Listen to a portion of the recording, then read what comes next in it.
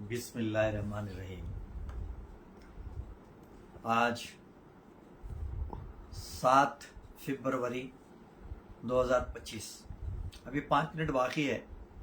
जैसे ही 5 मिनट हो जाएंगे, 12 बज जाएंगे तो 8 तारीख हो जाएगी फरवरी 2025। हस्ब साबिक़ हमारे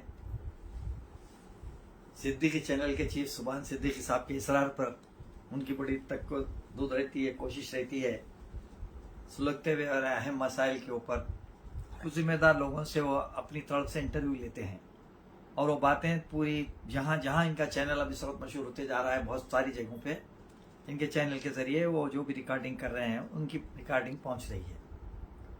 चुनाचे हमारे से भी मुतालिक विचारों से हमारे बड़े गहरे मरासी में हमारी बड़ी जो भी है उनके पास मामला उसको पेश नज़र रखते हुए वो किसी हाल में इंटरव्यू लेना चाहते हैं। अब इतनी रात हो रही, लेकिन चूंकि इसरार है उनका और हालात भी ऐसे ही है। अब मैं इतना बड़ा लीडर तो नहीं हूँ कि बैनुल अक़वामी सतह पे कोई बात करूँ, कौमी सतह पे ही करना बहुत मुश्किल है मौजूदा हालत में। खैर फिर भी कौमी सतह पे हम बोल सकते हैं 50 साल से एक्टिव पॉलिटिक्स पर रह चुका हूँ मैं। ओढ़ना बिछोना है मेरा, सियासत भी और मज़हब भी। दीन की मालूमात हासिल करना है तो दुनियादारी के मालूमात भी हासिल करके जीना ज़रूरी है। ज़िंदगी जीना अगर है तो फिर समझो दीन और दुनिया को मिलाकर चलना पड़ेगा। हुकूकुल अल्लाह और हुकूकुल इबाद। खैर तो बहरहाल ये हमारे सुभान सिद्दीकी साहब को जो इंटरव्यू दे रहा हूँ कुछ उन्वान पे, वो मैं कोई सियासी जमात से ताल्लुक़ रखने का मामला रखते हुए नहीं दे रहा हूँ। मेरी कोई सियासी वाबस्तगी से मुताल्लिक़ मेरा बयान नहीं है। ये मेरा बयान एक समाजी तंजीम है जो मेरी करीबन वो भी 45-48 साल से काम करती आ रही है। उसकी तंजीम का नाम है समाज रहबर कमेटी। आंध्र प्रदेश था, अब आंध्र प्रदेश ख़त्म हो गया, तेलंगाना हो गया। तेलंगाना का मैं एक सदर हूँ और मेरी कमेटी के मुख्तलिफ ज़ियासर लोग, दानिश्वर लोग हमारी कमेटी से मुंसलिक है और कमेटी हमारी समाज रहबर कमेटी के हिसाब से रहबरी का काम करते रहती है। मैं उसके सदर के हिस्से से ये जो भी इंटरव्यू हो रहा है, जो अपने ख्यालात का इजहार कर रहा हूँ, मैं समाज रहबर कमेटी के सदर के हिस्से से कर रहा हूँ। हालांकि मेरा एक सियासी जमात से ताल्लुक़ है, मैं एक्टिव एक लीडर के हिस्से से जाना जाता हूँ। उस जमात का सीनियर तरीन लीडर हूँ मैं, लेकिन उसके बावजूद भी मैं जमात से ताल्लुक़ नहीं रख कर बयान दे रहा हूँ। और सवाल ये है कि मैं चूँकि हमारी पार्टी से जो है, पार्टी के सदर वगैरह खुद इतना सरगर्म रूल अदा करते हैं, मुख्तलिफ उन्वानात पे उनके बयान की बड़ी अहमियत होती है, कौमी बैनुल अक़वामी सतह पे उनके बयान जाते हैं, वो भी अपनी बात बोलते हैं। लेकिन चूँकि हम भी उम्र का एक हिस्सा ये अवामी खिदमत में, सियासत में गुजारे, 50 साल से एक्टिव पॉलिटिक्स में हूँ एक्टिव, तो फिर अब इतना भी तो मैं खामोश नहीं रह सकता ना बेटे कि भाई जमात के सदर साहब बोल रहे हैं, हमारा ज़रूरत ही क्या है। हमारी अपनी हैसियत से हमको हमारी चंद बातों में बोलना पड़ता। अब दीनी हिसाब से तो क़ब्ल नमाज जुमा अक्सर मेरे खिताबात होते, आप इंटरव्यू भी लेते। तो उस लिहाज से मैं अपनी कुछ जिम्मेदारियाँ अपने आप में महसूस करके मिली इत्तेहाद के लिए और सेकुलर ख्यालात लोगों के सामने पेश करके सारे मुल्क की आवाम की भलाई के लिए कुछ मामला लोगों के सामने रखता हूँ। और अल्लाह के करम से मेरी बातों को लोग गौर व फिक्र से सुनते हैं, समझते हैं और बड़े अच्छे कमेंट मेरे को आते हैं। और मैं कमेंट को तो देखता भी नहीं, कमेंट की परवाह भी नहीं है। तो बहरहाल मिल्लत इस्लामिया को अस्सलाम वालेकुम वरहमतुल्लाहि बरकातुहू। मेरे हिंदू भाइयों को नमस्कार, सरदार जियों को, सरदार जी जितनी भी कौम है उनको सत श्री अकाल, और क्रिश्चियन मेरे भाई और दीगर अक़वाम को गुड इवनिंग। अभी इस वक्त पे जो सब में बड़ा इश्यू जो चल रहा है वो अमेरिका की, जैसे ट्रंप ने कामयाबी हासिल की, हालांकि हलफ उसने नहीं लिया, जो 2 महीने उसको जो टाइम मिला था वो 2 महीने में ही सारी प्लानिंग करके सारी दुनिया को उथल पुथल करने के सारे मामला तैयार कर लिया था उन्हें। वो सन की किस्म का WWF में कुश्ती लड़ता ना, कुश्ती भी लड़ा उन्हें, फैटम फैटी लड़ने का टाइप का आदमी है वो उसका जहनी खाली लड़ना, लड़ाना, मारना, घुसे मारना, फैटा मारना, ये खुमाश का गुजरासो है। उसको लेके आके सदर बना दिए, कहीं को पैसे वाला है, सब में पैसे, अमीर तरीन करोड़ अरबपति आदमी है उन्हें। अब हर जगह हर मुल्क में आजकल पैसा चल के बोल रहा, जिसके पास पैसा है उन्हीं लीडर है, समझ लो। लेकिन अमेरिका की रिवायत ऐसी नहीं थी। अमेरिका में बड़ी संजीदा तरीके से सदर को मुंतखब किया जाता है लेकिन अब की क्या बात है, क्या हुआ नहीं मालूम। ये एक भैंसड़े किस्म के, पहलवान किस्म के लोथड़ा है वो। मेरे को तो कोई कहीं से भी नहीं, लीडर की हैसियत ही नहीं दिखती। उसको लेकर आए गए WWF में लड़ने के लिए, कौन से की पहलवान है ना, क्या की नाम है वो, मेरे को नाम याद नहीं आ रहा हूँ पहलवानों के, मैं देखता हूँ कभी कभी। वो पहलवानों से लड़ने को छोड़ने वाले को लेकर आके अमेरिका हाथ में दे दिया उसको। अब दे दिया तो पूरी दुनिया को नचारा बेचारा वो। जैसे ही हलफ लिया, पहला बोल दिया कि भाई हमारे मुल्क में जितने गैर कानूनी है उनको निकाल देंगे, फला कर देंगे, वो कर देंगे, वो एशियन का कानून को ऐसा, जो वहां पे पैदा हुए उनको हम जो कोई यहाँ का पैदाइशी सर्टिफिकेट नहीं देंगे, सारी दुनिया के लिए ऐलान कर दिया। भाई ठीक है, अगर आपके मुल्क में कोई घुस के आ गया है तो मौका मिला, रास्ता मिला तो कोई भी किसी भी मुल्क में आता, आपका मुल्क है, आप निगरानी करना था। उसके बावजूद भी अगर आ गए तो आगे तो काम करके कमा के दे रहे ना तुमको। सभी मुल्कों के, कई मुल्कों के है, खाली इंडिया के चाहे बोल के नहीं। ये और बात है, इंडिया के जरा ज्यादा है, तो इंडिया के ज्यादा है तो फिर दुनिया में हमारी आबादी भी तो ज्यादा है ना। 1,142,43 करोड़ है। एक 40 क्रॉस कर लिया बंद करके 143 करोड़ हमारी आबादी है। इवन चीन से भी हम बढ़ गए।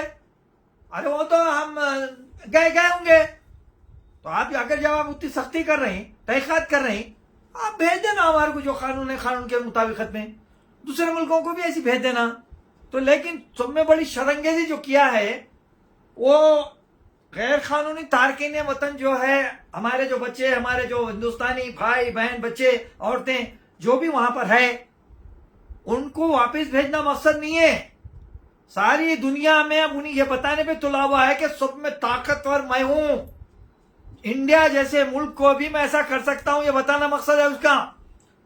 हालांकि इंडिया चीन के बाद आबादी से नहीं, लेकिन अगर देखा जाए तो हम फौजी एतबार से, क्या बोलते, डिफेंस के एतबार से हमारा भी मुल्क कोई कमजोर मुल्क नहीं है।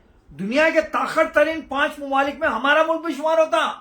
हर मास पे लड़ने के लिए तैयार है, और जितनी कुर्बानी देके भारत के मुल्क के लोग लड़ सकते हैं। अरे हम 30 करोड़ का करीब है मुसलमान। अब नया आदाद शुमार कितना आता, 20 करोड़ 22 करोड़ अलग बात है। एक अलग हिसाब जो लोग बोलते हैं 30 करोड़ बोलते हैं। अगर मुल्क पे आँच आएंगी तो हम अपने कपड़ों से निकल के फतरे लेके जाके मैदान जंग में लड़ेंगे। हमारी खाली फौज निकल के आ रही, टोपियां पहन के, और जो भी है शर्ले डाल के, हमारे गेरू कलर के कपड़े वो जो भी पहन के, सारी कौम खाली ऐसा निकल गए तो भाई जाना बेटा अमेरिका। तुम्हारे न्यूक्लियर हथियार ये वो सब बर्खास्त होते। लेकिन तुम ये बताना चाह रहे हैं कि मैं किसी मुल्क को कुछ नहीं समझता, पर्टिकुलरली इंडिया की। आप क्या वजह से इंडिया की बेइज्जती करना चाह रहे हैं, समझ में नहीं आया। क्या आपको वजीर आजम से इख्तिलाफ है? हमारे वहां पर आए थे अमेरिका में, आपसे मुलाकात नहीं की इलेक्शन से पहले। अब की बार ट्रंप सरकार नहीं बोल के गुस्सा आ गया आपको। वो गुस्सा आया तो मोदी साहब से पर्सनली बात करो। हाँ, मोदी साहब को तो आप रोका नहीं भेजे आने के लिए, ठीक है, आपको बुरा लगा, आप रोका नहीं भेजे, लेकिन ये मुल्क मोदी साहब का नहीं है ना। ये मुल्क में 143 करोड़ लोग रहते हैं। यहां पर हमारे पास एक से काबिल तरीन, बेहतरीन साइंसदान, बेहतरीन यानी दुनिया को सबक सिखाने वाले ऐसे लोग अगर रहते हैं तो हमारे इंडिया में रहते हैं। लेकिन हमारा नाम चूंकि सोशल मीडिया जो चलता है ना, इलेक्ट्रॉनिक मीडिया, उसके जरिए हमारी तशहीर नहीं होती। चाइना की हो रही, दिगर छोटे छोटे मुल्क हैं उनकी हो रही, लेकिन हमारी नहीं हो रही। तो अब जो मामला हुआ कि भाई उन्होंने अमेरिका से हमारे 250 कुछ लोगों को उनके मिलिट्री के प्लेन में इंडिया को वापिस भेजे। सवाल यह है कि ठीक है भेजे, अच्छा करे, इंडिया को चला देना था आप कि भाई आपके लोगों को भेज रहे हम। हमारा इंडिया कोई लंगा भुक्का तो है नहीं था, प्लेन भेज के मंगा लेते थे हम लोग। ठीक है, आप प्लेन भेज के नहीं, हमारे प्लेन में बिल के छोड़े तो सादा सीधा बिठा के लाना था। आप अपनी सिक्योरिटी में लाना था। हथकड़ियां डालने का तो इख्तियार हो ही नहीं सकता, वो ऐसा जुर्म ही नहीं है। आप बगैर मुकदमा चला के भेज रहे हैं, दम है तो मुकदमा चलाओ, देखेंगे गलती किसकी है, मुल्क की तुम्हारी गलती है, तुम आने कैसा दिए, तुम रोके नहीं, ये सब सारी बातें पैदा होती। तो आप जो है ना जब वापिस भेजे तो पूरे हथकड़ियां डाले, यहाँ तक कि हथकड़ियां बल्कि पैर में बेड़ियां भी है। मैं सुना, मैं रविश कुमार का सुन रहा था, पैर में बेड़ियां भी है कहते। देखिए आप, हाँ मैं भी देखा रविश कुमार का फोटोज वगैरह बताए, नॉकिंग न्यूज का, और नविश कुछ नाम है उनका, विचारों का, बड़ी बेहतरीन न्यूज बोलते हैं वो, उनकी भी न्यूज पूरी डिटेल सुना मैं। तो हथकड़ियां और पैर में बेड़ियां डाल के लाए, कहीं भाग जा रहे थे वो लोग, या पलट के नहीं अमेरिका में आ जाते बोल के बोल रहे थे, या आपको बंदूका जेब में थे उन लोग लेके मारते रहे? नहीं, बेड़ियां डालने का क्या मतलब, सिवाय हमारे मुल्क की बेइज्जती करना, नीचा दिखाना, तेरे को जो गुस्सा जो भी लीडरशिप के ऊपर है, किस वजह से भी होगा, कहीं को भी होगा, वो एक अलग बात है। अगर मोदी साहब के लिए भी अगर तू कुछ कर रहा है तो वो हमारे प्राइम मिनिस्टर है, उन पार्टी के कुछ भी होंगे, तुम्हारा उनका मामला क्या छूंगा अलग बात है, लेकिन इंडिया का प्राइम मिनिस्टर की इज्जत अमेरिका करना पड़ेगा। लेकिन हमारे मोदी साहब, इतना बड़ा वाकया हो गया, तो अब मैं बताना चाहता हूं कि इसका ये रद्देमल जो बताना था, हमारा मुल्क को रद्देमल बताने में बिल्कुल नाकाम हो गया। उसकी वजह से हमारी कमजोरी, हमारी क्या बोलना चाहिए, कमजोरी और नातावानी जो बोलते हैं ना, वो दुनिया में साबित हुई। 3 या 4 मुमालिक में भी ऐसी हथकड़ियां डाल के, बेड़ियां डाल के भेजा गया। तो वो मुल्क क्या करे मालूम है आपको? कौन सा है मुल्क? कोलंबिया। कोलंबिया की आबादी 5 करोड़, हमारे पास एक स्टेट की आबादी नहीं है, 5.21 करोड़ कोलंबिया मुल्क है। उसके लोगों को भी ऐसी हथकड़ियां डाल के मिलिट्री प्लेन में भेजे। कोलंबिया वाले बोले खबरदार, नीचे इधर आना नहीं, कदम न रखना हमारे एयरपोर्ट पे। किस तरह से लेके आए हमारे लोगों को, कैसा हिम्मत हुई तुमको, फौरी वापिस ले जाओ प्लेन, यहां से हम उतरने नहीं देंगे अमेरिका के प्लेन को, हमारे प्लेन भेज के हम इज्जत के साथ हमारे लोगों को लाएंगे। नहीं तुम्हारे आदमी गैर कानूनी रहे तो हमारे रह के खूब कमा के दिए ना, खाए ना हमारे लोगों का, हमारे लोग तो नोटा कमा के दिए तुम्हारे को, मेहनत करके अमेरिका को तरक्की दिलाए। आज तुम उनको भेजना है तो इज्जत से वापिस भेजना, वापिस ले जाओ बोल के कोलंबिया वाले मुल्क वो प्लेन को वापिस भिजाए, मजबूर कर दिया अमेरिका को, उतरने नहीं दिए एयरपोर्ट पे, वापिस भिजा के पलट के बोले कुछ डीलिंग थी, वो डीलिंग, नॉकिंग न्यूज वाले पूरी डीलिंग का डिटेल बोले, रविश कुमार भी बोले, वो 4 डीलिंग कैंसिल कर दिया कोलंबिया वाले उसी वक्त। बोले कि ये डीलिंग आपकी हम बर्खास्त कर रहे हैं, अमेरिका से ताल्लुक खत्म कर रहे हैं हम, और ये डीलिंग करने से अमेरिका को बहुत बड़ा नुकसान हुआ। लेकिन वो अपनी खुददारी बताया कोलंबिया, कितने 5 करोड़ का मुल्क, 5.5 सवा 5 करोड़ का मुल्क, अपनी ताकत हमारे मुकाबले में क्या ताकत है उसकी, वो मुल्क अपनी खुददारी, अपनी ईमानदारी और अपने मुल्क के रहने वाले लोगों की इज्जत और एहतराम क्या होता है, उनको किस तरीके से अपनी हिफाजत में रखना चाहिए, वो साबित किया और अमेरिका को वापस भिजा दे के अपना प्लेन भेज के लेके आया। उसी तरीके से ब्राजील में भी ऐसी हुआ, ब्राजील वालों को भाई वो ड्रग्स भेजते, फला भेजते, वो तुम्हारे लोग फला करते, ये करते बोल के जो है ना, शायद ब्राजील में एक दीवार उठाने की बात हुई, बॉर्डर पे दीवार उठाने की बात हुई, तो ब्राजील वाले बोले तुम्हारे बॉर्डर पे आ रहे बोल के, तुम्हारे मुल्क में घुस रहे बोल के तुम्हारे को डर है तो तुम उठा लो दीवार, पैसे दो बोला अमेरिका उनको। बोले हम पैसे वैसे नहीं देते, आपके ताल्लुक होगा हमारा उधर ही रख लो, आपका ताल्लुक तोड़ देते हम ताल्लुक तुम्हारा, हम दीवार के लिए पैसे देने वाले नहीं है, अगर उठाना है तो आपको दीवार आप उठा लो, हमारे लोगों को इज्जत और एहतराम से भेजना। चुनाचे जब ब्राजील के लोग आए मुल्क को, अपने प्लेन से बुलाए, वो लोग बुलाने के बाद ब्राजील के सदर खुद प्लेन में अपने मुल्क में आने के बाद प्लेन में जाके उन लोगों से सबसे मुलाकात करके उनको दिलासा दिया, हाथ थपका, और ये बोला कि तुमको रीबिल्ड करेंगे, दोबारा तुमको हम आबाद करेंगे, नौकरियां देंगे, तुम्हारी तरक्की दिलाएंगे, आप फिक्र मत करो। ये मुजाहरा किया वहां का सदर। और कनाडा जो बोलते हैं कि अमेरिका का पिट्टू बोलते हैं ना, कनाडा तो कई माहिदे कैंसिल कर दिया, पूरे लोगों को इज्जत से भेजना बोल के वार्निंग दे दिया, कनाडा वार्निंग दे दिया। मेक्सिको जहां से ड्रग्स ज्यादा मेक्सिको से आते हैं, जिसकी वजह से अमेरिका में कई लोग मर रहे हैं, कर रहे हैं, वो उनका क्या मैटर है नहीं मालूम है, लेकिन मेक्सिको वाले भी अपने लोगों को कोई हथकड़ी डाल के भेजने के लिए वार्निंग दिए। छोटे छोटे मुल्क है जिनके अच्छे दोस्ताना ताल्लुकात है अमेरिका से, वैसे लोग, अंग्रेज मुल्क है वो भी, वैसे लोग अमेरिका को घुटने चने चबा दिए। आज हम दुनिया के सुपर पावर 5 सुपर पावरों में हमारा भी मुल्क सुपर पावर है। हमारा सीना फूल जाता है। हम जब कभी इंडिया से बाहर जाते हैं तो हमारे को एक हम ताकत महसूस करते हैं कि हम भारत से, इंडिया से ताल्लुक रखते हैं। हम जब हमारे अरबी ममालिक को भी जाते हैं तो यकीनन हमारे अरबी ममालिक है, वहां पे काबा है, वहां पे गुम्बद खिजरा है, वो हमारे लिए इज्जत एहतराम की बात है। उससे बड़ा मुल्क तो हमारे लिए कोई भी नहीं है। मगर सवाल यह है कि उनकी ताकत कितनी है, मिलिट्री की ताकत कितनी है हमारे मुस्लिम ममालिक की, हमारे इंडिया के मुकाबले में, समझा? हमारा तो इसलिए हम एक ताकतवर मुल्क के बाशिंदे हैं, हमारे सीना खुल जाता है। तो हमारे मोदी साहब, आप बोले हम किसी मुल्क में घुस के मारते हैं, बोले ना 56 इंच का सीना है आपका, आप ताकतवर तरीन प्राइम मिनिस्टर है, विश्व गुरु है, सारी दुनिया को लेके चलने वाले हैं, सारी दुनिया मेरे को दुनिया का एक वाहिद बड़ा लीडर मानती है। तो फिर ऐसा लीडर नाकाम क्यों हो गया भाई? ट्रंप को जवाब क्यों नहीं दिए?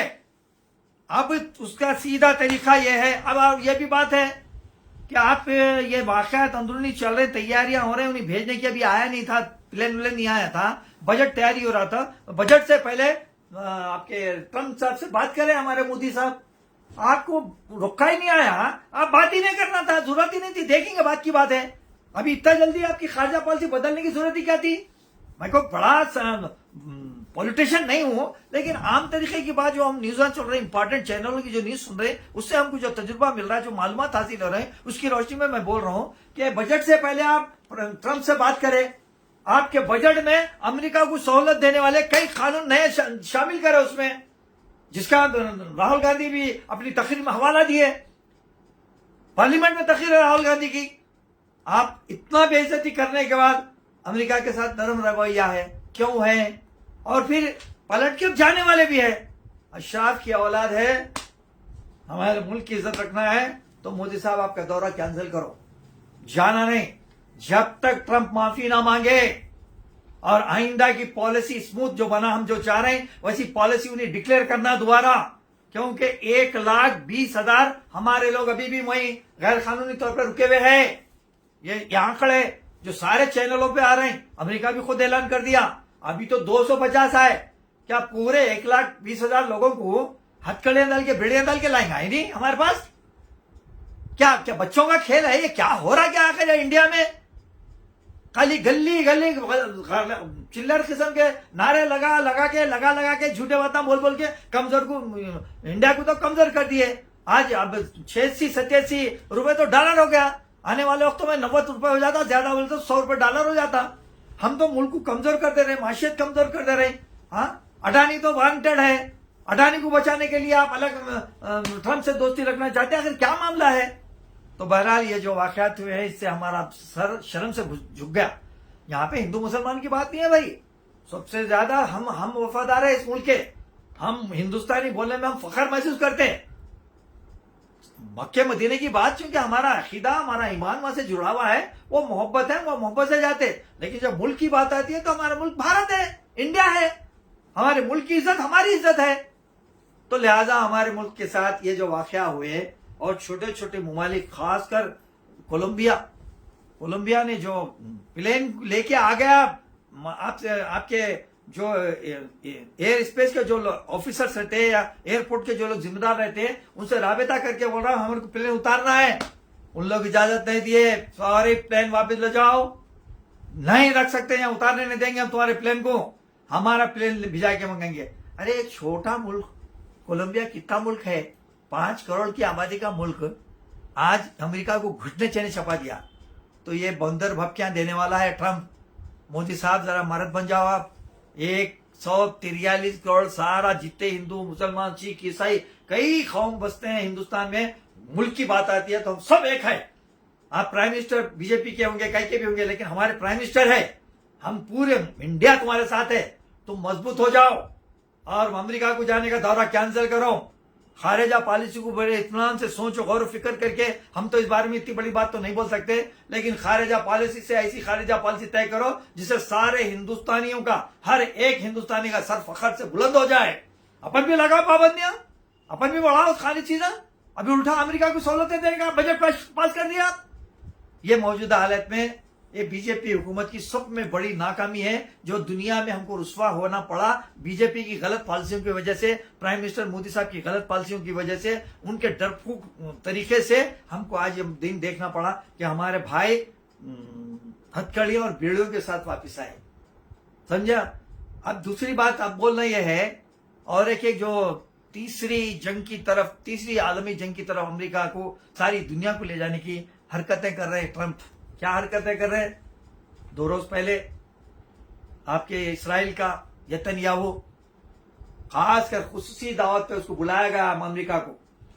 बुलाने के बाद मुलाकात हुई, प्रेस कॉन्फ्रेंस बतलाया गया। प्रेस कॉन्फ्रेंस में ऐलान कर रहा ट्रंप के गाजा पे इसराइल दोबारा जंग करेगा, जंग करके गाजा को कब्जा हासिल कर लेगा, करने के बाद वो जमीन हमारे हवाले करेगा। आज के अखबार की हेडिंग है पूरी, मैं पढ़ा उर्दू अखबार में, इंग्लिश अखबार में, पूरी न्यूज चैनलों में ये बात है। हाँ, और अशोक पांडे बोल के बेचारे एक जबरदस्त न्यूज रीडर है, का कोई चैनल है, चैनल के नाम याद नहीं है मगर मैं सुनता हूं उनको, इतनी बेहतरीन न्यूज बताते हैं वो। तो उन्होंने भी ये सारी बातें तफसीलात बताए। तो पलट के जो है ना, वो जो जमीन जीतेगा इसराइल, वो इसराइल कब्जा ले लेके गाजा की जमीन अमेरिका के हवाले करेगा। तो इन्होंने नया मुल्क बसाएंगे, कहते हैं वहां जितने लोग हैं उनको मिस्र को भेजो, इराक को भेजो, किधर भेजते बोलो, जॉर्डन को भेजो, जहां भेजते भेजो, वो जमीन ये है। अरे क्या इंसान है तुम, जानवर है? अरे 1 लाख लोगों को, बच्चों को टुकड़े टुकड़े करके मारे नारे तुम लोग बमा मार के। तू देखा नहीं ट्रंप? तेरी आंखों को क्या हो गया? तू पूरे इतने बड़ी बड़ी तुम्हारे पास मिस्टरीज, एक से एक हालात है ना, तुम ये सारे मंजर आंखों के सामने देखते हैं ना, मुल्क में क्या हो रहा है। तुम्हारे पास सैटेलाइट चैनल्स है ना, कैसे कैसे किस्म से अजियतें देकर, बमा मार के, तोपें लगा के, ड्रोन हमले करके किसी की तरह से पूरे तबाह बर्बाद कर दिए, टुकड़े टुकड़े कर दिए। माँ के सामने बच्चे मर रहे, बच्चों के सामने माँ बाप मर रहे, भाई के सामने भाई मर रहा, सारे खानदानों को उजाड़ दिए। 45,000 खानदान उजड़ गए वहां। उसके बावजूद भी दिल ठंडा नहीं हुआ। ये इंसान है क्या है ये? उसके बावजूद बोल रहा है कि फिर दोबारा जंग करके फिर मारेंगे, कहते फिर कब्जा। तुम्हारे बाप को भी कब्जा नहीं देते उन लोग हस्बुनल्लाहु व निअमल वकील मामला है। और पूरे मुल्क तुमको, पूरे मुस्लिम ममालिक, सेकुलर ममालिक भी, दुनिया के जो ऐसे मुल्क, 19 मुल्क ऐसे जो यूएनओ में इसराइल की तायद करते थे, वो लोग अब बदल के यूएनओ में ये बोलने के लिए तैयार है कि 2 मुमलिकत फार्मूला तैयार होना चाहिए और फलस्तीनियों को उनका हक देना चाहिए, गाजा उनके हवाले करना चाहिए और जंगबंदी कर दे के उनकी मदद करना चाहिए। दुनिया के बड़े मुल्क तायद कर रहे हैं आजकल, सब अमेरिका का साथ छोड़ रहे हैं। ऐसे में अमेरिका ये ऐलान कर रहा, तो हमारा हिंदुस्तान एक सेकुलर मुल्क है, इंसानियत परस्त है। मोदी साहब, जिस वक्त जंग शुरू हुई थी इसराइल के साथ, तो आप सामान भी भेजे ना, ट्रकों में मदद करें ना। तो फिर अब जो है ना, क्यों जो है तो ये बात नहीं बोलते आप कि ये ऐसा दोबारा जंग करके वो लेने का जो आप ऐलान करें, जो नेतन्याहू की तायद की बात करें, बिल्कुल गलत है। हिंदुस्तान इसको कंडम न करता बोल के क्यों नहीं बोल रहे? अच्छा, और एक अहम बात नहीं बोलूंगा भाई, अपन खाली बीजेपी मोदी अमित शाह बोलते रहे तो नहीं होता। ये जितने हिंदुस्तान में और भी तो है ना सेकुलर पार्टियां, आधी सीटा तो उनके भी है ना वहां पे इंडिया इतिहाद में। इन लोगों को जबान को मुंह सांप सूंघ गया क्या? इनको काट दिया? ये लोग क्यों खुल के नहीं बोल रहे? हमारे राहुल गांधी अपोजिशन लीडर है ना, इतने बड़े, इतनी बेहतरीन तकारीर कर रहे हैं, आप खुल के ट्रंप के ताल्लुक से क्यों नहीं बोले भाई?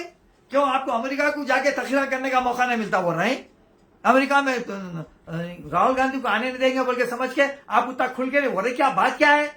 छोटे छोटे चिल्लर पोटे, कोई गांधी भवन में चीख ले रहा, कोई उधर चीख ले रहा, इधर। अरे तुम्हारी हैसियत क्या है? तुम गाय को बोल रही? प्रदेश कांग्रेस का सदर बोलना यहाँ, वहां पर हमारे खड़गे साहब बोलना, राहुल गांधी बोलना, प्रियंका गांधी बोलना, सोनिया गांधी बोलना, हमारे मुल्क में हमारे लोगों के साथ ऐसी हरकत करे, इस बारे में तो डायरेक्ट आप ट्रंप को जैसा निशाना बना के तनकीद करना था। खाली मोदी करना या बीजेपी वाले करना जरूरी नहीं है, सब मिलकर अपोजिशन करना था, वो भी नहीं करे। फलस्तीन के बारे में सब मिलकर कंडम करना था। फलस्तीन की 2 रियासती मामलात में हम उसके साथ खड़े हैं, हमारा मुल्क खड़ा है बोल के बोलना था। हुकूमत बोलना क्या जरूरी है? आप लोग अपोजिशन है, अपना मुल्क है, अपन मिलकर बोलना था। हम मुल्क को इंसाफ के साथ और मजलूम के साथ हम खड़े हैं साथ। हमारे हजारों साल से ताल्लुकात है अरबों से, लिहाजा फलस्तीन की हम तायद करते हैं, उससे जंग दोबारा नहीं करना चाहिए बोल के बोलना था। नहीं बोल रहा कोई भी, लेकिन उसको कंडम करना चाहिए। अब ये 2 बात तो वो बात हो गई। अब मैं अपने मुल्क के ऊपर, मुल्क में जो मामला चल रहे हैं उससे मुतालिक बोलना चाहूंगा। हाँ बिल्कुल, वक्फ अमेंडमेंट बिल का मामला चल रहा। हाँ बर्निंग इशू है वो। बिल्कुल जी। अब उसमें देखिए बेटे, आल पार्टी जो मीटिंग हुई उसमें जितने भी लीडर्स थे सब पार्टी के लोग भी तायद करे हमारे जो अमेंडमेंट हम जो चाहते थे वो अमेंडमेंट, जिसमें बिलखुसूस मुस्लिम लीडर्स में असदुद्दीन अवैसी साहब का बहुत अहम रोल रहा, बढ़ चढ़ के हिस्सा लिए। कानूनी आदमी है, कानूनी बातें ज्यादा मालूमात है उनको, वो एक एक चीज का पहलू निकाल के अच्छी से अच्छी बात को उसमें शामिल करके मजलिस इत्तेहाद मुस्लिम भी एक रिप्रेजेंट भी करी, रेटिंग में रिप्रेजेंट मजलिस इत्तेहाद मुस्लिम भी करी, एज ए पार्लियामेंट के मेंबर के हिस्से से भी रिप्रेजेंट इन्हों करे और वहां पर मुद्दा दिल बहस करे, अपने दलाइल पेश करे। वैसे हर पार्टी के भी लोग करे, दूसरे सेकुलर पार्टी के जितने भी लोग हैं या मुस्लिम और अरकान पार्लियामेंट और भी है। मैं ऐसा नहीं बोलता कि खाली असदुद्दीन साहब, ऐसा बोलना गलत बात भी होता है, क्योंकि जो सब लोग काम करें तो उसके भी अपन हिम्मत अफजाई करनी चाहिए, अच्छे को अच्छा बोलना भी चाहिए, तो सभी लोग करें। लेकिन चूंकि उनको एक नुकाती फार्मूला दे दिया गया था कि इनके 100 के सवालात लेके कचरे की कुंडी में डालो, जो हम प्लानिंग बोल रहे हैं उसके हिसाब से आप उससे करके 1 2 3 छोटे छोटे तरमीमात करो, बाकायदा लेकर के बिल पार्लियामेंट में दे दो और हम पार्लियामेंट में पास कर लेंगे। बाप की जागीर है, इंडिया हमारे नाम पे लिखा ली है। अब 1954 क्या 2047 तक का प्रोग्राम दे रहे हो, 2047 तक तुम जिंदा रहते हैं क्या? 150 साल जीने वाले हैं। अभी कितने 75 साल हो गए, 76 साल हो रहे शायद दोनों, हाँ 125 साल जीते हैं इन्हों। 2047 का प्रोग्राम दे रहे हैं कहीं को ऐसे औंधे बातें करना, लिहाजा वो बिल पास करने के। खैर देखो भाई, पर ऐसी बोलते रहे, 3 तलाक का बिल तो पास हो गया, कश्मीर यहाँ जो कुछ करना है करते रहे, 370 उधर पास हो गया। खैर 370 का मामला हमारे से ताल्लुक नहीं है, उस बातों में जाना भी नहीं चाहते हम। लेकिन 3 तलाक का तो आप इतनी हंगामा सब सारी चीज हड़तालें गड़बड़ियां करने के बावजूद भी जबरदस्ती हम पे मुसल्लत कर दिए, जबकि 3 तलाक कानून आज भी नाकाम है। कितने लोगों को आप सजा दिए, कितने लोगों को तलाक रोके? अरे हमारे पास मुसलमान अगर तलाक देना है तो देता ही देता है। तुम्हारे पास डाइवर्स नहीं देते, हिंदुओं में डाइवर्स देते, क्रिश्चियनों में डाइवर्स देते, हर कौम में डाइवर्स देने का तरीका है। हमारे पास वही तरीका है 3 वक्त तलाक देने का। तो आप तुम लेके आके उसको एक पतिंगड़ बना के जेल को भेज देने का नया कानून बनाए। कितने लोगों को जेल को भेजा भाई तुम? हमारे पास तो पहले तलाक होते ही कम। हाँ डाइवर्स तो तुम्हारे दिगर कौमों में डाइवर्स ज्यादा होते हमारे मुकाबले में। लेकिन कानून देखते देखते बन भी गया, हम बम मार लेते रह गए। अभी भी खाली बम मार लेते रहेंगे तो ये भी कानून बन जाता। तो मेरी नजर में अब जिम्मेदारी किस पे आती भाई? पॉलिटिकल पार्टी तो सब मिलके एक जगह होके काम करना होता है कि नहीं होता की, लेकिन ये सब जनों को एक जगह करके अपनी जो ताकत है उसको इस्तेमाल करके अपन खुद सामने आके इस मसले को हल करना, तो तरीका ये है कि मुस्लिम पर्सनल लॉ बोर्ड मैदान में आना। तो मैं एक अहम बात ये बोलना चाहूंगा कि आंध्र प्रदेश के चंद्रबाबू नायडू और बिहार के नीतीश कुमार, ये दोनों बैसाखियों पर क्यों हुकूमत चल रही? चंद्रबाबू नायडू भी मुसलमानों के वोट से अपनी हुकूमत बनाए, आइंदा भी मुसलमानों के वोट से ही जिंदा रह सकते सियासी तौर पर। उन्होंने अगर मुसलमान पलट के फिर वो जगन के पास चले गए तो इन्होंने बैगन पकड़ के चल जाते हैं चंद्रबाबू नायडू। तो चंद्रबाबू नायडू 2 घोड़ों की सवारी कर रहे हो, 2 किश्तियों की सवारी करी। तो मेरा कहना यह है कि असदुद्दीन अवैसी साहब तो बहुत अच्छी तरह से जानते हैं चंद्रबाबू नायडू को, चंद्रबाबू नायडू भी इनको जानते।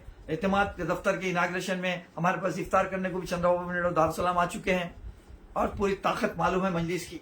और चाहे तो तेलंगाना आंध्र प्रदेश में भी आके उनका तख्ता उलट सकती मजलिस, आके वहां भी पलटा सकती इनको। तो लिहाजा अब चंद्रबाबू नायडू और नीतीश कुमार से भैया पर्सनल लॉ बोर्ड का एक बड़ा वफ्द मुख्तलिफ लीडरों से मुलाकात करा। अब तो नाजुक मरहला है, अब जाके लास्ट वार्निंग दो उन लोगों को, बोलो भाई आप ये, अगर उनको हुकूमत को बोलो कि अगर ये तरमीमात जो लोग मुसलमान जो मिलके दिए हैं, मुस्लिम लीडर्स जो दिए हैं, मुस्लिम स्कॉलर्स दिए हैं, मुस्लिम रिलीजियस लीडर्स मिलके जो तरमीमात के लिए दिए हैं, उनको एज इट इज मान के आप ये बिल को बनाओ। अगर आप नहीं बनाएंगे तो हम हुकूमत से आपकी हमारी ताईद वापस ले लेंगे। ये धमकी दो, जो जने धमकी दिए तो हुकूमत गिर जाती। हुकूमत गिरने के डर से वो बिल्कुल लोग पार्लियामेंट में दोबारा पेश करते नहीं, पेंडिंग में तो भी पड़े रहता। आप जाके नफ्स उधर दबाओ, दो जनों की नफ्स दबाओ, और अगर नहीं सुने इन लोग, बिल पास भी हो गया तो फिर नफ्स दबाए तो उनको हरा के बताएंगे। ये इरादा जाहिर करो, करके बताओ दुनिया को। जब तक नहीं बताए बात यही हो जाएगी।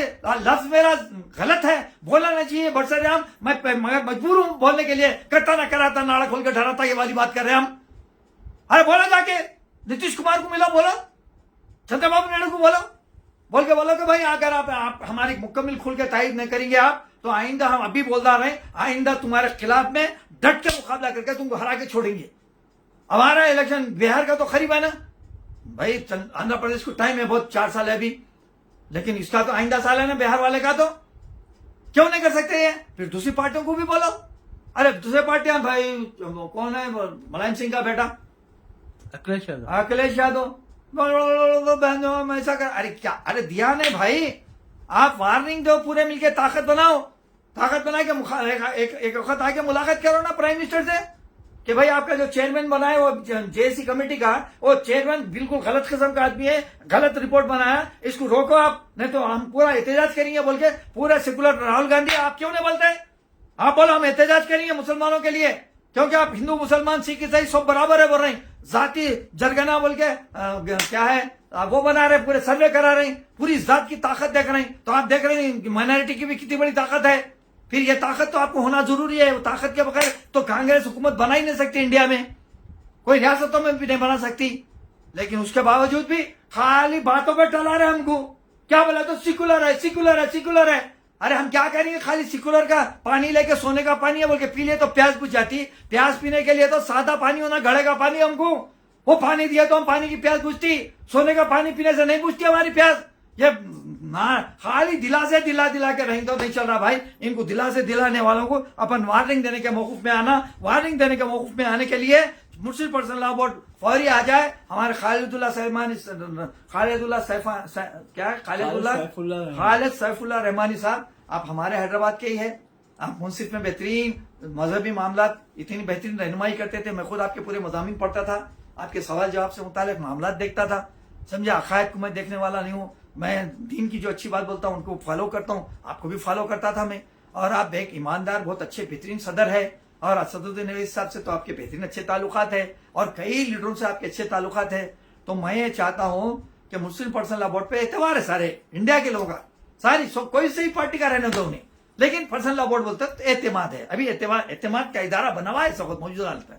तो आप आगे बढ़ो, पर्सनल लॉ बोर्ड इसमें इन्वॉल्वमेंट हो, और असदुद्दीन अवैसी और ऐसे सरगर्दा जो लीडर्स है उनको जिम्मेदारियों में शामिल करो। एक कोर कमेटी बनाओ है 5 लोगों की, वो कोर कमेटी में असदुद्दीन अवैसी को भी रख के पूरे लोगों को लेके एक वक्त बनाओ, बना के सारी पार्टियों को एक जगह करके चंद्रबाबू नायडू को वार्निंग दो और नीतीश कुमार को वार्निंग दो। और ये देने के अलावा पूरा वक्त मिलके प्राइम मिनिस्टर से और होम मिनिस्टर से मिलकर बात करो कि साहब ये अब हमारे साथ नाइंसाफी नहीं चलेगी।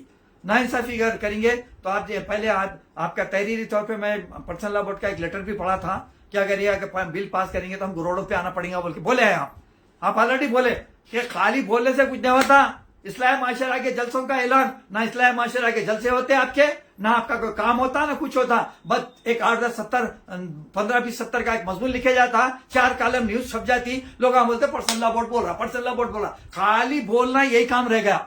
अब ये बोलने वाला मामला नहीं होता भाई, प्रैक्टिकल आना जरूरी है इस बिल को रोकने के लिए। एक मेरी राय थी, मेरी पर्सनली राय, जब बोलना था मैं बोल दिया। अब जो सारे जो मौजूदा हालात में जो चल रहे हैं, निहायती फिरका परस्ती के मामला हो रहे हैं, नाम पूछ के मार रहे हैं, वही सिलसिला शुरू हो गया। अब कुंभ का मेला, इतना बड़ा मेला कितने सालों से होता, वो 100 सालों से होता, उतने करोड़ आदमी आना कोई मामूली बात नहीं है। कितनी मुसीबतों से मुश्किलों से आ रहे थे, क्यों आ रहे थे वो लोग पुण्य कमाने के लिए, सवाब कमाने के लिए। जैसा अपने लोग अपन हज को जाते हैं, तो हज को जाते हैं तो हम ये सोच के जाते हैं कि हमारे गुनाह धुल जाएंगे, हमारे गुनाह खत्म हो जाएंगे, अल्लाह की इबादत करके तौबा तिल्ला करेंगे। तो वो लोगों का अकीदा है कि गंगा में जाएंगे, डुबकी लगाएंगे, वहां पे तौबा तिल्ला करेंगे, इंसान बना दो, हमारे गुनाह माफ करो बोल के कितने करोड़ लोग जमा हुए। वो जो करोड़ आदमी नेक नियत से शामिल हुए थे कुंभ में, मैं उनको नमस्ते सलाम करता हूं, क्योंकि वो लोग नेक लोग हैं, अच्छे लोग बनने को आए। ये वीआईपी कैडर के जो थे ना, ये हरामी आए।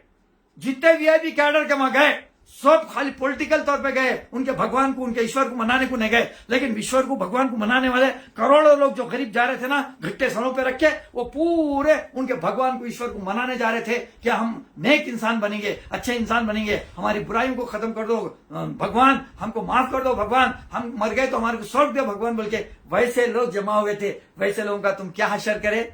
हमको मालूम हो रहा, इतलात ये आ रही कि कई लोगों को तो गंगा में फेंक दिया गया, कई हजारों लोग मरे कहते हैं, अभी भी तक हुकूमत 30 पे अटकी हुई है। अरे भाई, आप लोग मौजूदा हालत में हमको समझने की जरूरत है कि हुकूमत सिवाय सियासत के दूसरा कोई काम ही नहीं कर रही है। इनको सियासत, पैसे होना, सियासत होना, इनको पैसे वालों को पैसे वाले बनाना, गरीबों को गरीब बनाना बोल के गरीबों का ही हाल कर डाले।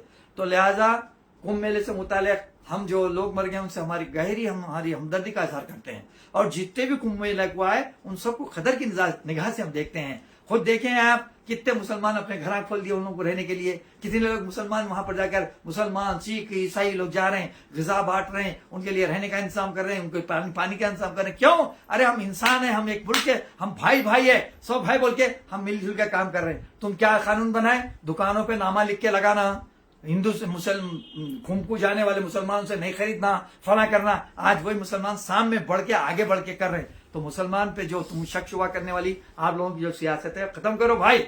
हम भी कदर की निगाह से देखते, अल्लाह किसको क्या करने वाले अल्लाह बेहतर जानते। कितने करोड़ लोग गए? मैं सुना 3 करोड़ के करीब लोग सुना हुए, कोई मामूली बात नहीं है 3 करोड़ लोग रह के जमा होकर जाना। लेकिन कै के लिए गए? नेक बनने के लिए, अच्छा बनने के लिए, अपने गुनाह धोने के लिए गए थे। तो हमको सलाम करते हैं, उनको सलूट करते हैं वैसे लोगों को। वो लोगों के साथ हम बराबर पीछे है, साथ है। अगर उनके लिए कोई रिलीफ देने का, उनके लिए कुछ पैसे देने का कोई ऐलान करता है तो उस कमेटी को चंदा हम जमा करके देंगे। अब दूसरी बात और एक आखिरी करते हुए बात खत्म करूंगा, मेरा इंटरव्यू ज्यादा हो जा रहा और लाइव करने देने से हमको बोलते नहीं, लाइव शुरू कर डालते। हम सादगी से दनादन बोलना शुरू करते हैं। आज दोपहर की जुम्मे के बाद की तकरीर भी लाइव लगा दी है, मेरे को मालूम इतनी है, मैं अपने हिसाब से चल बोलते जा रहा हूँ। तो और एक आखिरी बात ये कहना चाह रहा हूँ भाई, कि फलस्तीनियों की आबादकारी जो होना है, ऐसे बातों से तो नहीं होती। तबाह बर्बाद हो गया, यूएन ने बोला है 21 साल होंगे इनको, अगर ठीक करना है, इनको वहां जैसा बनाना पहले जैसा था, खाली मलबा हटाने के लिए, सीधा करने के लिए 21 साल लगेंगे बोला। तब वो मुल्क अब 21 साल नहीं, 2-3-4 साल में जरा ठीक हो जाना बोले तो कितने बिलियन डॉलर होना पैसे बोलो आप उतने। अब हमें सऊदी अरब तो $600 बिलियन, अमेरिका के सदर ट्रंप बनने के बाद $600 बिलियन वहां पे इन्वेस्टमेंट करके काम करेंगे, कारोबार करेंगे। कहते उन्होंने ये तोहफा दिया 600 बिलियन। तो आप क्या है, मोहम्मद बिन सलमान इंसान नहीं है, उसको हमदर्दी नहीं है अरबों से? एक 600 नहीं जान दो, 6 बिलियन तो देना था ना। 6 बिलियन में फलस्तीनियों को दूंगा, उनकी आबादकारी के लिए दूंगा, उनकी मदद के लिए करे। तो कौन रोकने वाला था तेरे को? कौन बोलने वाला? तुम्हारे को रोकने वाला कौन था? लेकिन नहीं दिए, तो खैर नहीं दिए, उनकी मर्जी, जो भी लोग देना चाहते दे, लाजमी बात है। सबको शऊर आ रहा, सब मुस्लिम ममालिक मौजूदा हालत में अमेरिका को वार्निंग तो दे दिए, ये जंग का जो मामला छड़ाना, आज जो बयान आया उसके बाद फौरी जो लोग जवाब तो दे दिए। मैं एक तजवीज सोचा था, वो तजवीज से पहले भी एक तकरीर में बोला, आप हाईलाइट नहीं करे, हुआ तो यह मेरी तजवीज ये है कि हमारे पास से सारी दुनिया से 206 कुछ मुल्क है, 196 ममालिक से हाजियां पूरे मक्का और मदीना को जाते हैं, हज को भी जाते हैं, उमरा को भी जाते हैं। उमरे को जाने का सिलसिला चलते ही चलते रहता, रोजाना लाखों आते रहते वहां पे, लाखों आना जाना लाखों चलते रहता। और साल में हज के टाइम पे, बकरीद के मौके पर, जब तो 25 लाख से ज्यादा लोग वक्त वाहिद में आते सारी दुनिया से। तो आप एक ऐलान करो हज से पहले, 2 महीने पहले, कि भाई जितने लोग हाजी आ रहे हैं वो लोग अपनी खुशी से कम 2,000 रुपए फलस्तीन की भलाई के लिए, उसको खड़ा करने के लिए, उसको आबाद करने के लिए, उनकी बीमारों को, परेशान हाल लोगों की मदद करने के लिए हम मदद सब मिलकर करेंगे। आप लोग 1-2 हज़ार रुपए दो, और जितने भी उम्रे को आ रहे हैं उनको भी 6 महीने साल भर तक का देते रहने की पाबंदी लगाओ। तो कोई भी पाबंदी कबूल करने के लिए तैयार होता, कोई ये नहीं बोलता कि नहीं मैं क्यों दूं 2,000, कोई नहीं बोलता। अरे लायक अली लगाओ, हमारे गुलाम सुभान सिद्दीकी को पाबंदी लगाओ, हम 2,000 नहीं 20,000 देंगे। हम कानून बनाओ, बना के तुम पैसे पूरे एक जगह जमा करो, करके वो पैसा अपने तौर पर तुम सबका पैसा जमा करके, क्योंकि तुम तो वैसा तो दे रहे नहीं, अमेरिका को दे रहे या नहीं दे रहे, तो कौम पूरी मुल्क सारी दुनिया देना चाह रही, तो सारी दुनिया दे तो किसको दे, जिम्मेदार किसको बनाए? क्योंकि चंदे चोरा बहुत हो गए आजकल। मजहब के नाम पे, कौम के नाम पे तो चंदा मांगना आसान हो गया। और जमीर फरोश लोग छोटे छोटे चंदे भी खा रहे हैं, लोग मस्जिद का चंदे भी खा रहे हैं आरामी आजकल। इनका जमीर मर गया, ईमान खो गया इन लोगों का, तो अब भरोसा नहीं रहा। तो लिहाजा भरोसा यही है, आज भी सऊदी अरब पे भरोसा है, वहां पे अमानत होती है, रख सकते हैं, वहां की पुलिस में, वहां के कानून पे भरोसा है। लिहाजा आप एक मरकजियत मुकाम पे है बोल के आपको मैं बोलना चाह रहा हूं कि सारे लोगों से डोनेशन जमा करके बिलियन जमा होता, बिलियन। कई बड़े बड़े लोग हैं, तुम 2000 बोल रहे हैं, आज ये 2-2 करोड़ रुपए भी देने वाले हैं, 20-20 करोड़ भी देने वाले लोग हैं कई दुनिया में। तुम ऐलान तो करके देखो, जिस वक्त ये ऐलान फलस्तीनियों की मदद के लिए आलमी सतह पे ऐलान होना है, उसके लिए कोई पॉलिसी मुदव्विन करो। उसमें भी अगर पर्सनल लॉ बोर्ड रूल अदा करता है हुकूमत हिंद से इजाजत लेके, तो वो भी बहुत अच्छी बात है। या नहीं तो फिर सऊदिया की गवर्नमेंट को चाहिए कि आप लोग कोई जिम्मेदार सऊदिया की गवर्नमेंट को अपील करो, हमारी ये तकरीर, हमारी बात कितने लोग सुनते, कितने लोग सऊदिया तक पहुंचाते। लेकिन ये तजवीज तो जरूर है, कोई ना कोई ये तजवीज एम्बेसडर, सऊदिया के एम्बेसडर तक बात पहुंचा के उनकी मदद करने का ऐलान हो जाए तो बहुत बेहतर है। टाइम बहुत हो गया, कितना टाइम हुआ मेरे को नहीं मालूम, बहुत देर हो गई और बहुत लंबा इंटरव्यू हो गया, मेरे से कुछ भूल चूक हो गई है, कुछ गलती है तो नजरअंदाज करें और कोशिश करें कि मेरी अच्छी बातों को लोगों तक पहुंचाए और अपने मेरे ख्याल से इत्तेफाक करते हैं तो आप भी अपने वो ख्याल को दूसरे लोगों तक पहुंचाए। और जो ख्याल पहुंचते हैं, ये ख्याल हमारे मुल्क की भलाई के लिए होते हैं, मुल्क की भलाई के लिए, हम आगे मुल्क को बढ़ाने के लिए हमसे जो होता है हम आइंदा के लिए काम करेंगे। ये कहते हुए अपनी बात खत्म करता हूँ। यार जिंदा सोबत बाकी, वाखिरत दावाना वल्हम्दुलिल्लाहि रब्बिल आलमीन।